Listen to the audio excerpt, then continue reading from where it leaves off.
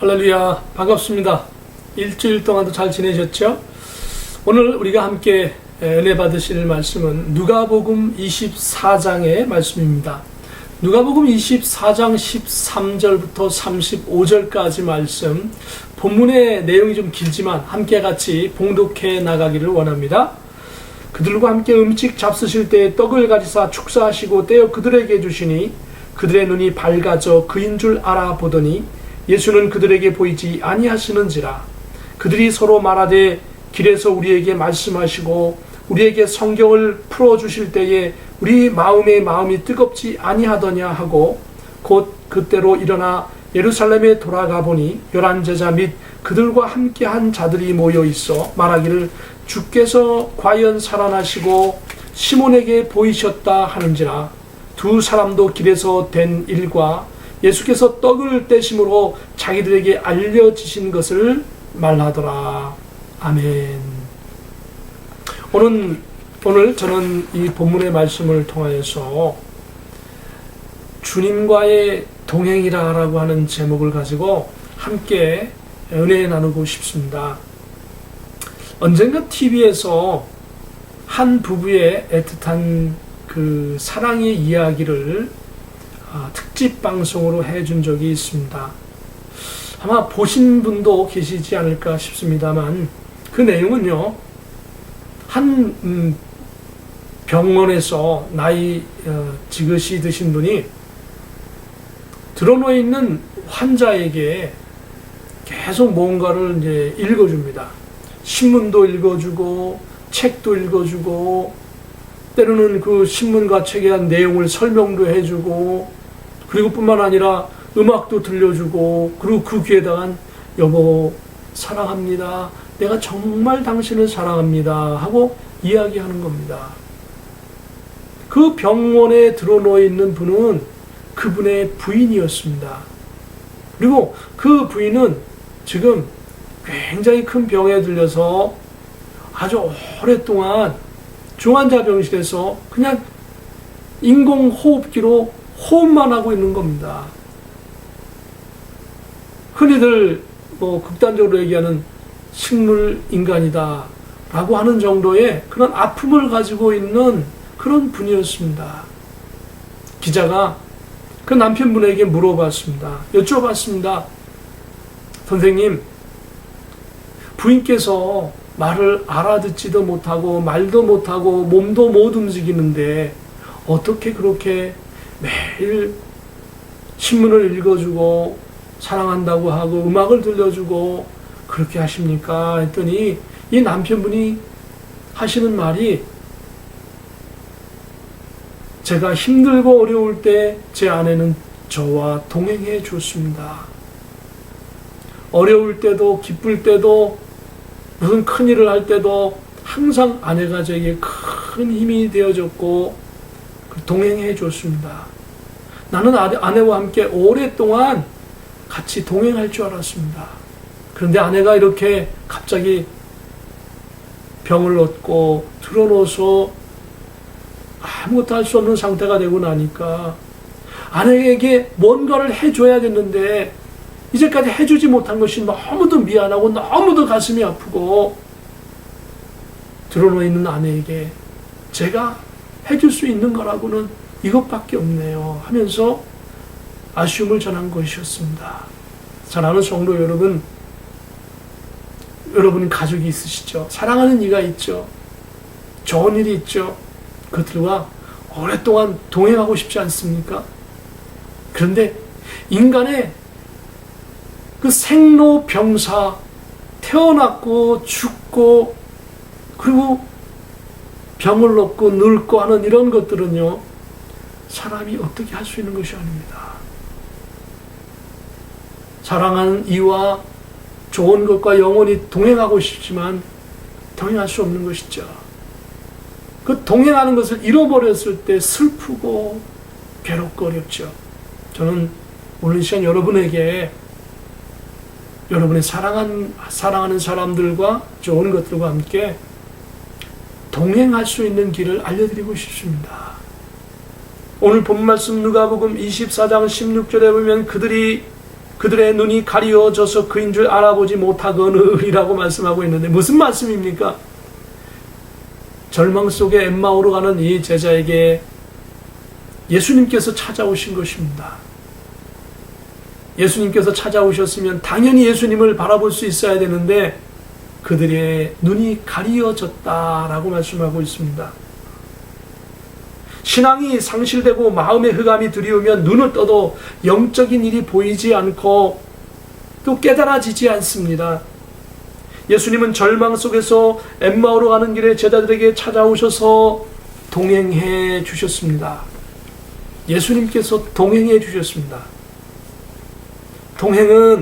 영원한 동행은 내가 할 수 있는 것이 아니고 예수님께서 해 주셔야 동행할 수 있습니다. 사랑하는 아내와 남편과 형제와 자매와 가족들과 동행하고 싶습니까? 내가 동행하고 싶어도 내가 늙고 병들고 죽으면 동행할 수 없습니다. 그러나 동행할 수 있는 길이 있습니다. 예수님께서 우리에게 찾아오셨듯이 예수님을 영접하면 함께 천국으로 동행할 수 있습니다. 할렐루야. 저와 여러분이 예수님과 함께 천국으로 동행하기를 예수님의 이름으로 축복합니다. 그러나 예수님을 잃어버리고 예수님과의 동행이 끝났다고 생각하고 살아가면 예수님께서 찾아오셔도 절망의 마음에는 영안이 가려지고 그리고 예수님을 바라볼 수 없는 것입니다. 예수님이 오셔도 깨닫지 못하는 것입니다. 우리가 어렵고 힘들 때 가까이 생활하는 많은 사람들이 상황에 따라서 외면할지 몰라도 예수님은 주변의 환경에 개의치 아니하시고 우리들에게 동행을 청하시면서 찾아오십니다. 다윗은 고백합니다. 시편 23편에 내가 사망의 음침한 골짜기를 다닐지라도 해를 두려워하지 않을 것은 주께서 나와 함께 하심이라 주의 지팡이와 막대기가 나를 안위하시나이다. 엠마오로 가는 두 제자들은 영적으로 두려움과 공포 그리고 예수님의 죽음에 대한 절망 속에서 이제 예루살렘을 떠나 엠마오로 가고 있는 것이죠. 그렇게 쓸쓸히 엠마오로 가는 두 제자에게 주님이 찾아오신 것입니다. 누가복음 24장 15절에 말씀합니다. 그들이 서로 이야기하며 문의할 때 예수께서 가까이 이르러 그들과 동행하시나 그들의 눈이 가리워져서 그인 줄 알아보지 못하거느리라고 말씀하고 있습니다. 엠마오로 가는 제자들은 부활하신 주님을 만나서 예수님을 알아보지 못하고 자연스럽게 예수님에 대한 자신들이 가졌던 소망을 이야기했습니다. 누가복음 24장 21절에 보면 우리는 이 사람이 이스라엘을 속량할 자라고 바라노라. 이뿐 아니라 이 일이 일어난 지가 사흘째요 라고 말씀하고 있죠. 예루살렘에서 예수님의 부활을 목격한 제자들이 있다는 소식도 들었다고 했습니다. 엠마오로 가는 제자들은 예수님에 대해서 이스라엘의 죄에서 구원할 자이기도 바랬지만 그들은 예수님을 로마의 압제에서 이스라엘을 구원할 자로 예수님을 생각했습니다. 그리고 부활하신 예수님의 눈앞에 있지만 그들은 부활하신 주님을 바라보면서 주님을 알아보지 못했습니다. 그러면서 그들의 육신적인 예수님의 동행의 기대가 이제는 다 사라졌다고 예수님 앞에서 예수님에게 예수님과 동행이 끝났다고 이야기하고 있습니다. 사랑하는 성도 여러분, 주님은 그럼에도 불구하고 내가 예수님과 동행이 끝났다고 이야기했음에도 불구하고 예수님은 계속 동행해 주십니다. 이것이 주님의 위대한 동행이요 위대한 사랑인 것입니다.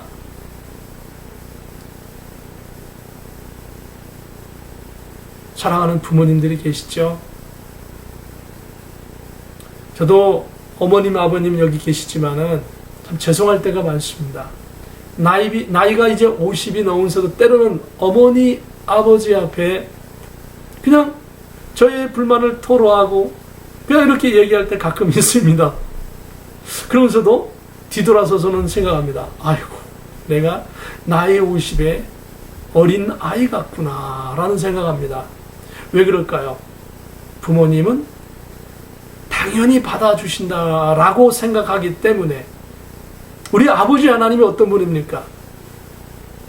아버지 하나님은 우리를 끝까지 받아주십니다. 끝까지 우리를 사랑하십니다. 죄를 지어도 아버지 하나님 우리가 회개할 기회를 갖게 하시려고 깨닫게 하시고, 그리고 고난과 때로는 어려움을 주어서라도 깨닫게 하시고 주님 앞에 돌아오게 하십니다. 그게 주님의 사랑이지요. 하나님의 사랑이지요. 엠마오로 가는 두 제자가 주님 앞에 주님과 동행이 끝났다, 죽었다.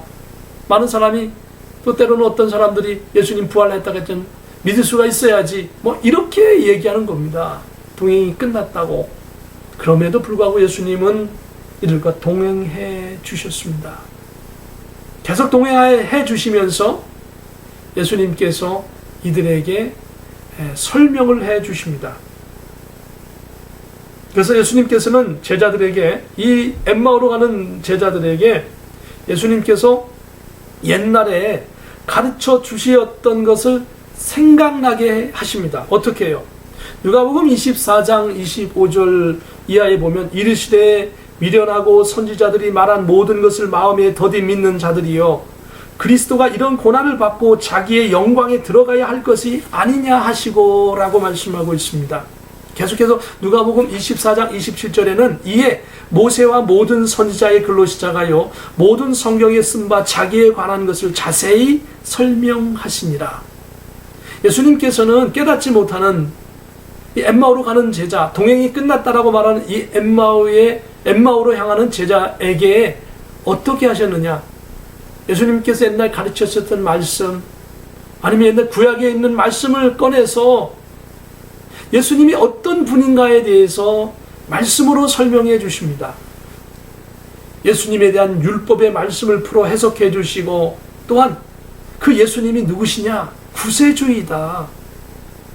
구세주가 누구냐? 예수님이다 라고 알게 해 주셨습니다. 그러나 예수님의 설명에도 불구하고 말씀에 관심을 두지 않는 엠마오로 가는 제자들은 예수님을 계속해서 알아보지 못했습니다. 말씀을 받아들일 때에 말씀이 사람을 변화시킵니다. 말씀이 환경도 변화시킵니다. 말씀을 소유하고 있으면 능력도 나타납니다.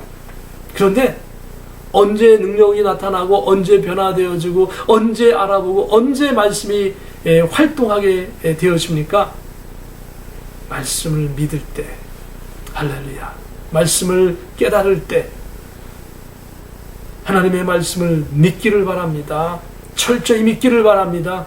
하나님의 말씀을 깨닫는 것에 힘쓰시기를 주님의 이름으로 부탁드립니다. 시편 119편 103절 이하에는 주의 말씀의 맛이 내게 어찌 그리 단지요, 내 입에 꿀보다 더 다니이다. 주의 법도들로 말미암아 내가 명철하게 되었으므로 모든 거짓 행위를 미워하나이다. 주의 말씀은 내 발의 등이요 내 길의 빛이니이다. 하나님의 말씀을 믿을 때에, 하나님의 말씀이 깨달아지면 하나님의 말씀이 내 입에 꿀보다 더 달고, 하나님의 법도를 사랑하면서 거짓을 미워하게 되어지고, 하나님 말씀을 깨닫게 되어지면 내 발의 등이요, 등이 뭡니까? 빛을 비춥니다. 어둠이 떠나가게 되어지고 올바른 길로 가게 되어지고 유익한 길로 가게끔 하나님의 말씀이 우리의 인생을, 나를 주관하시는 것입니다. 말씀에 관심을 두지 않는 두 엠마오로 가는 제자들은 예수님의 설명에도 부활하신 주님을 앞에 놓고 예수님을 알 수 없었습니다. 우리들도 말씀에 관심을 두지 아니하면, 말씀을 사모하지 아니하면 영적인 일을 깨닫지 못하고, 때로는 육적인 손해가 와도 깨닫지 못하고 손해를 고스란히 당할 때 수도 있는 것임을 생각하면, 말씀 바로 봐야겠구나, 말씀 깨달아야겠구나, 말씀 사모해야겠구나.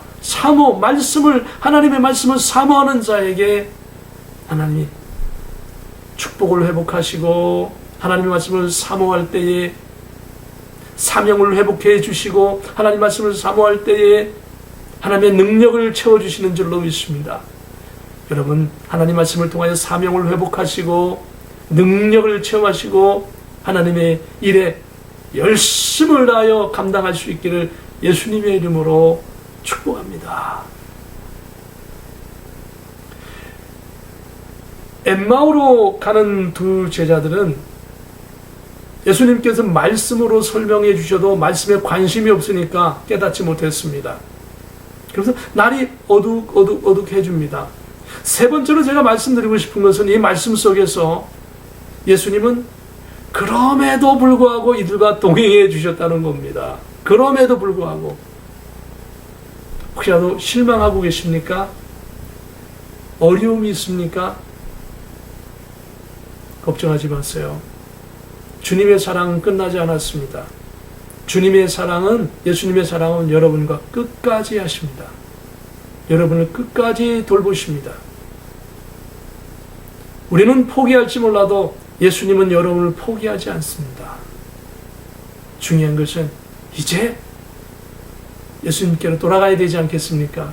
하나님의 말씀으로 돌아가야 되지 않겠습니까? 은혜 안에 거해야 되지 않겠습니까? 우리의 인생을 그냥 깨닫지 못하는 가운데 소비하는 것이 아니라 이제는 말씀을 깨닫고 더 보람 있는 삶을 살아야 되지 않겠습니까? 말씀 속에 승리하고 보람 있는 삶이 되기를, 하나님의 큰 상급을 받는 아름다운 일들을 감당하며 살기를 예수님의 이름으로 축복합니다. 예수님은 깨닫지 못하는 이 엠마오로 가는 두 제자와 함께 유숙합니다. 잠을 자기 위해서 이제 여간방 같은 어떤 숙소를 정해서 거기 들어가게 되어집니다. 찾아서. 저녁이 됐으니까 이제 식사를 해야 되지 않겠습니까? 먼저 식사 시간이 되었습니다. 예수님께서 떡을 떼십니다. 그리고 축사하십니다. 축복기도 하셨다 이겁니다. 예수님께서 떡을 떼며 축사하시면서 주실 때에 제자들의 눈이 밝아졌습니다. 이 떡을 떼는 것은 사실은 예수님께서 최후의 만찬 때에 떡을 떼시면서 이것은 나의 살이다.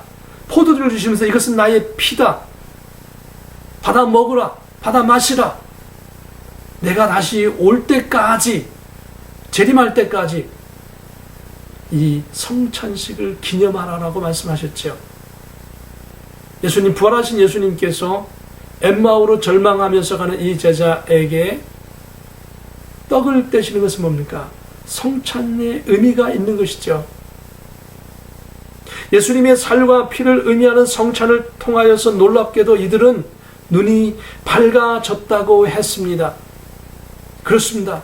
십자가에서 예수님께서 피를 쏟으셨고 예수님의 육신이 찢어졌습니다. 그 십자가의 능력이 세상사의 관심을 더 두는 이 엠마오로 가는 제자들의 눈을 뜨게 했고 예수님을 알아보는 눈으로 돌아오게 했습니다.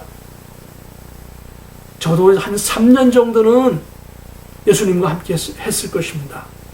예수님과 동고동락하면서 뭔가 많은 것을 지켜보았습니다. 그러나 말씀에 관심 없고 세상에 관심을 두는 그들의 영적 눈으로는 부활하신 예수님을 알아볼 수 없었습니다. 예수님과 동행이 끝났다고 생각했습니다. 동행을 포기했습니다. 그러나 이들에게 예수님께서는 예수님의 찢어진 살과 예수님의 십자가 보혈의 피의 능력으로 상실된 이들의 생각을 바꾸어 놓았고 절망의 생각을 다시 소망의 생각으로 바꾸어 놓았습니다. 그들은 눈이 밝아지면서 이분이 예수님이 아닌가라고 생각하는 그 순간 예수님이 보이지 않았습니다. 누가복음 24장 30절 이하에 보면 그들과 함께 음식 잡수실 때 떡을 가지사 축사하시고 때 그들에게 주시니 그들의 눈이 밝아져 그인 줄 알아보더니 예수는 그들에게 보이지 아니하시는지라 라고 말씀하고 있죠. 사랑하는 성도 여러분, 예수님의 십자가 우리를 위하여 찢겨진 살, 십자가 위에서 흘리신 피는 우리의 생명을 살립니다. 우리가 십자가의 예수님을 믿을 때에 우리는 영원한 생명을 얻고 뿐만 아니라 저주가 변하여 축복이 되어지고 절망이 변하여 소망이 되어지고 하나님의 아름다운 영광스러운 일들을 감당하는 하나님의 위대한 백성으로 거듭나게 되어지는 것입니다. 오늘 이 시간 저는 결론적인 말씀 드리고 싶습니다. 누가복음 24장 33절에 보면은 곧 그때로 일어나 예루살렘에 돌아가 보니 11제자 및 그들과 함께한 자들이 모여 있어 말하기를 주께서 과연 살아나시고 시몬에게 보였다 하는지라. 그러면서 마지막 35절엔 두 사람도 바로 이 엠마오로 향하였던 두 제자 두 사람도 길에서 된 일과 예수께서 떡을 떼심으로 자기들에게 알려주신 것을 말하더라. 그들이 예수님을 만난 것을 증거했습니다. 부활하신 예수님 말씀으로 설명 듣고 십자가 예수님의 보혈의 피의 능력을 받은 이들은 영안이 밝아지고 절망에 실망에 엠마오로 가던 그 길을 바꾸어서 이제는 소망과 사명과 감사의 그 능력의 길로 예루살렘을 향해서 달려갔듯이 오늘 우리들의 인생에 있어서 어렵고 힘든 일이 있다고 한다면 예수님을 통해서 십자가 예수님 보혈의 피를 통하여서 소망과 기쁨과 감격의 삶으로 모든 것이 열매 맺고 승화되어지기를 예수 그리스도의 이름으로 축복합니다. 우리 하나님께 오늘 이 시간 나같이 한마음 한뜻으로 함께 기도하기를 원합니다. 주님, 나를 도와주세요. 십자가 보혈의 피로 나를 도와주세요. 우리 손들고 다 같이 하나님 앞에 함께 기도하기를 원합니다. 함께 우리 기도하십시다. 예수